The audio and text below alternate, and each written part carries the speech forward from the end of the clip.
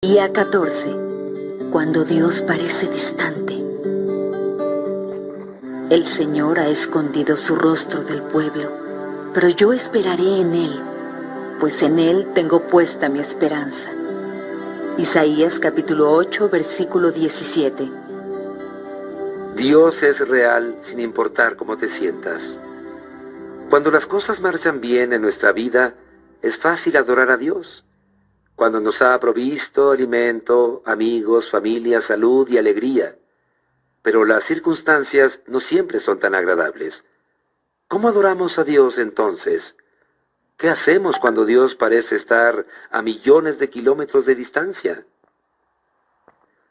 En el caso de nuestra amistad con Dios, no siempre nos sentimos cercanos a Él. Philip Yancey puntualiza: en cualquier relación hay momentos de intimidad y momentos de distanciamiento. Y en la relación con Dios, no importa lo íntima que sea, el péndulo también se moverá de un lado a otro. Entonces sí que la adoración se pone difícil. Aparte de Jesús, David fue quien posiblemente tuvo más amistad con Dios. El Señor tenía el placer de llamarlo un hombre conforme a mi corazón. Sin embargo, David con frecuencia se quejaba de la aparente ausencia de Dios. Dios mío, ¿por qué te quedas tan lejos? ¿Por qué te escondes de mí cuando más te necesito? Dios mío, ¿por qué me has abandonado? Lejos estás para salvarme, lejos de mis palabras de lamento.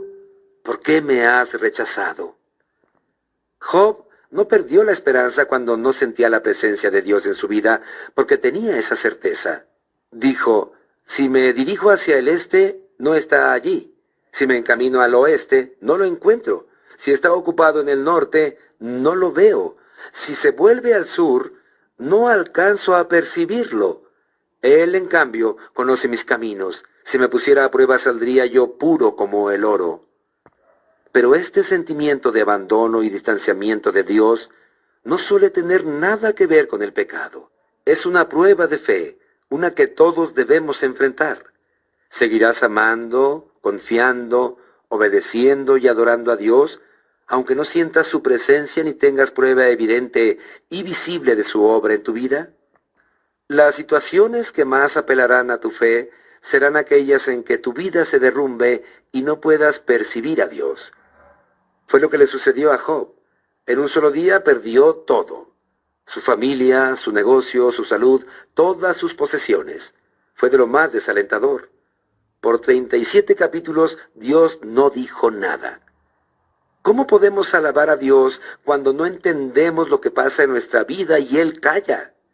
¿Cómo mantener el vínculo en medio de una crisis si no hay comunicación? ¿Cómo mantener la vista en Jesús cuando nuestros ojos están llenos de lágrimas? Hagamos lo que hizo Job.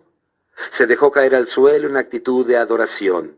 Entonces dijo: desnudo salí del vientre de mi madre y desnudo he de partir. El Señor ha dado, el Señor ha quitado. Bendito sea el nombre del Señor. Cuéntale a Dios exactamente cómo te sientes. Derrama tu corazón ante Dios. Descarga todas tus emociones y sentimientos.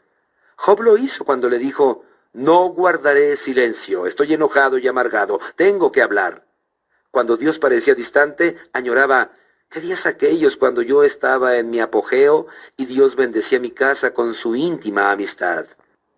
Concéntrate en quién es Dios, en su naturaleza inmutable. A pesar de las circunstancias y de los sentimientos, depende del carácter inmutable de Dios.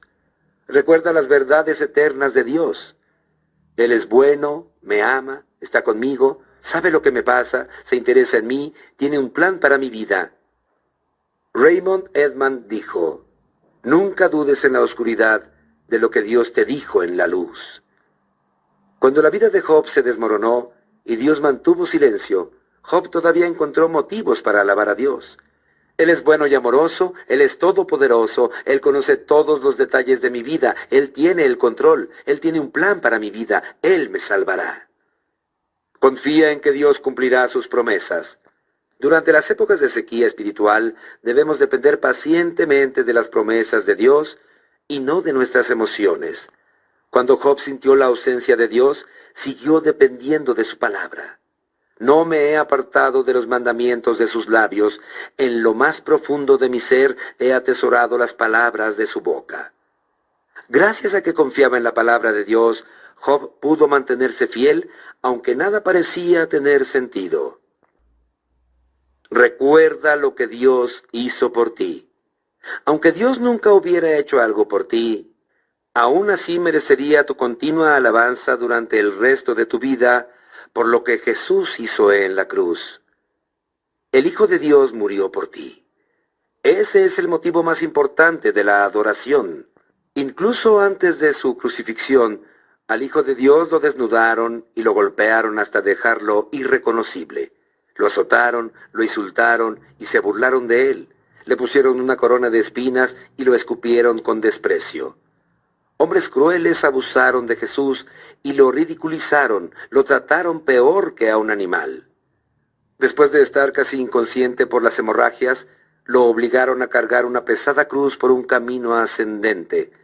Lo clavaron a una cruz y lo dejaron morir lentamente con una muerte atroz por crucifixión. Mientras se desangraba, tuvo que escuchar las burlas y los insultos del gentío que se divertía viendo su dolor, desafiando su afirmación de ser Dios. Además, mientras el Señor cargaba todo el pecado y la culpa de la humanidad sobre su persona, Dios miró a otro lado y Jesús exclamó: Dios mío, ¿por qué me has desamparado?